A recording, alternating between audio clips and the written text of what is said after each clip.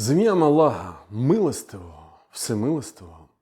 Всевишній Аллах сказав: воістину, число місяців у Аллаха 12.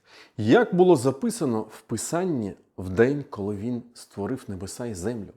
4 з них заборонені. Це істинна релігія. Тож не будьте в цей час несправедливі самі до себе. Боріться з багатобіжниками і всі разом, так само, як разом ведуть боротьбу з вами вони. І знайте, що Аллах із богобоязливими. Абу Бакра, нехай буде задоволений ним Аллах, передає, що посланник Аллаха, мир йому і благословення Аллаха, сказав: воістину час повернувся на круги свої, яким був він у день, коли Аллах створив небеса і землю, у році 12 місяців. З них 4 заповідні, 3 йдуть один за одним: Зуль-Каада, Зуль-Хіджа і Мухаррам. І ще Раджаб Мудара, який між Джумадою та Шаабаном. А що це за місяць? Ми сказали: Аллах і його посланець знають про це краще. Після чого пророк, мир йому і благословення Аллаха, мовчав. Мовчав так довго, що ми подумали, що він назве його якось інакше.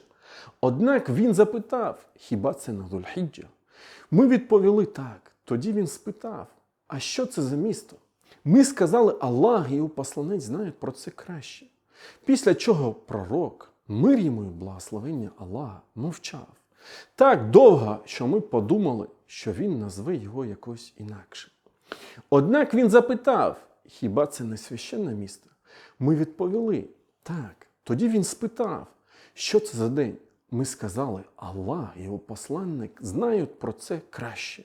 І після цього пророк, мир йому та благословення Аллаха, зберігав мовчання так довго, що ми подумали, що він назве його якось інакше. Проте він запитав: хіба це не день жертвопринесення? Ми сказали так.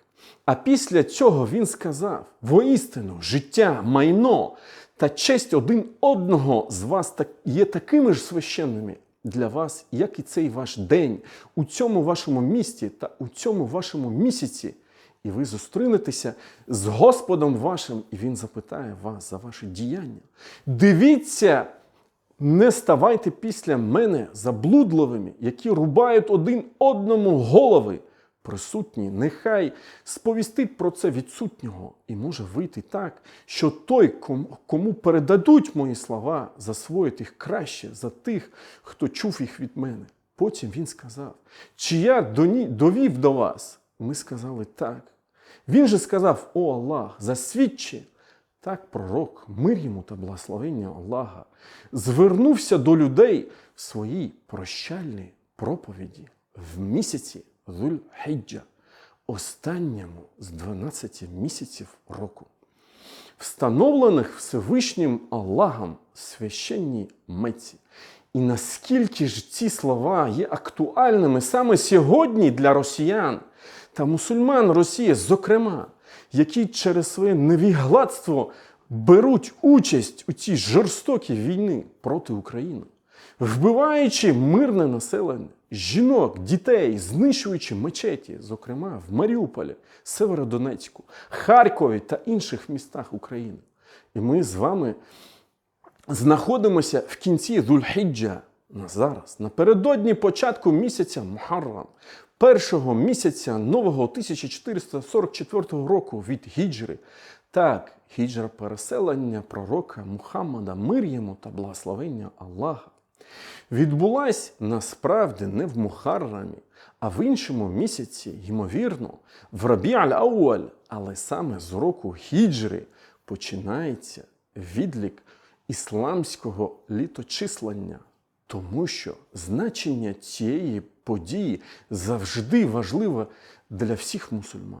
Пророк Мухаммад, мир йому та благословення Аллаха, покинув священну Мекку, свій рідний край, рятуючи не тільки життя мусульман, але й найголовніше – іслам як віру, створивши на новому місці сильну, справедливу державу. об'єднавши різноманітні племена в одну сильну духом націю віруючих, що давали за допомогою Всевишнього відсіч ворогам, та повернулося до рідної Мекки з перемогою через 8 років. Саме 8 років пройшло з того часу, як Росія окупувала наш дім, рідний Крим. 8 років сотні мусульман кримських татар, наших братів і сестер в Криму, переслідують російські окупанти. Обшуки, арешти, викрадення, вбивства, тортури, запроторення за грати на величезні строки в 15, 17, 19 років. Все це реалії російської влади в Криму, а тепер і на інших територіях України, окупованих після 24 лютого, де гинуть наші брати і сестри, гинуть діти, руйнуються будинки, школи, храми. Але ми віримо, що так само, як пророк, мир йому та благословення Аллаха, повернувся до Мекки, рівно через 8 років ми повернемося до Криму з перемогою. Ми вже повертаємося, іншаллах.